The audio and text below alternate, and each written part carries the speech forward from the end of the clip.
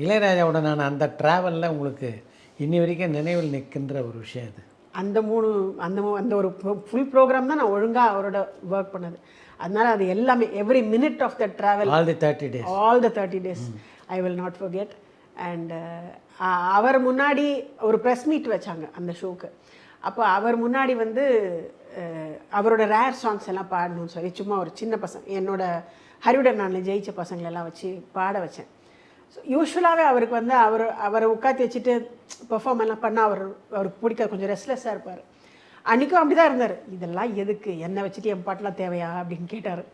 ஆனால் உட்காந்து ஃபுல்லாக கேட்டார். கேட்டுட்டு போய் புரு அங்கிள்கிட்ட சொல்லியிருக்காரு, புருஷோத்தமன் சார்கிட்ட சொல்லியிருக்காரு. எனக்கே மறந்து போச்சு இந்த பாட்டெல்லாம், நேற்றுக்கு அவங்கெல்லாம் பாடினாங்க, வானமழை போலே இதெல்லாம் பாடினாங்க அப்படின்னு சொல்கிறார். புரு அங்கிள் வந்து எனக்கு அடுத்த நாள் நான் ரிஹர்சல் போகிறேன். புரு அங்கிள் என்னை கூப்பிட்டு சொல்கிறார், என்ன பண்ணேன் இந்த மாதிரிலாம் அவர் பேசுனதே கிடையாது, என்ன பண்ணேன் நேற்றுக்கு அப்படின்னார். ஒன்றும் இல்லை அங்கிள், இந்த மாதிரி பாட வச்சிடணும். ரொம்ப என்ஜாய் பண்ணாருமா அவர்னார். எனக்கு அது போகிறோம், அவரே சொல்ல வேண்டாம், வேறு யாரோ சொன்னாங்கல்ல அவர் என்ஜாய் பண்ணாரு, எனக்கு அதே போகிறோன்னு.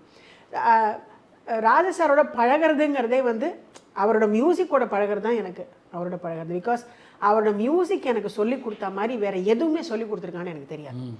நான் கியூஎஃப்ஆரில் ஒரு மியூசிக்கை பற்றி இவ்வளோ பேசுகிறேன், நான் ஒரு ஸ்ட்ரிங்ஸை பற்றியோ இல்லை ஒரு ஃப்ளூட் பற்றியோ ஆர்கஸ்ட்ரேஷன் பற்றியோ பேஸை பற்றியோ இவ்வளோ பேசுகிறேன்னா நான் ஒரு வெஸ்டர்ன் மியூசிக்கும் கற்றுக்கல. அப்போ எனக்கு யார் சொல்லி கொடுத்தான்னு யோசிச்சு பார்த்தா ராஜா சாரோட பாட்டு தான் சொல்லி கொடுத்துருக்கு.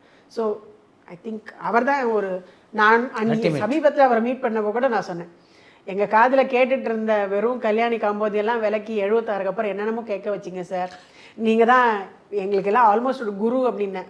குருன்னெலாம் சொல்லாத அப்படின்னாரு. பட் நிஜமாவே அதான் பாருங்கள், இன்றைக்கும் கேட்டு வியந்துக்கிட்டு தான் இருக்கும். ஏதாவது ஒரு பழைய பாட்டை ரீவைண்ட் பண்ணி கேட்டால் என்ன பண்ணியிருக்காருப்பா இந்த பாட்டில்ன்னு எல்லாரும் என்கிட்ட சொல்லுவாங்க, எதுக்கு ஒரு பாட்டை இவ்வளோ ஆராய்ச்சி பண்ணுறீங்கன்னா, ஆராய்ச்சி பண்ணி தான் பாருங்களேன் எவ்வளோ இன்ட்ரெஸ்டிங்காக இருக்குன்னு தெரியும் அப்படின்னு. அது தோண்ட வந்துகிட்டே இருக்கும். அதில் ஒரு பாட்டும் ஒரு பொக்கிஷம் அவ்வளோ பியூட்டிஃபுல்லாக இருக்கும் சார். அவ்வளோதான் sir, last known composer who can do written music. I think இனிமேல் யாராவது பிறந்து வந்தால் மேபி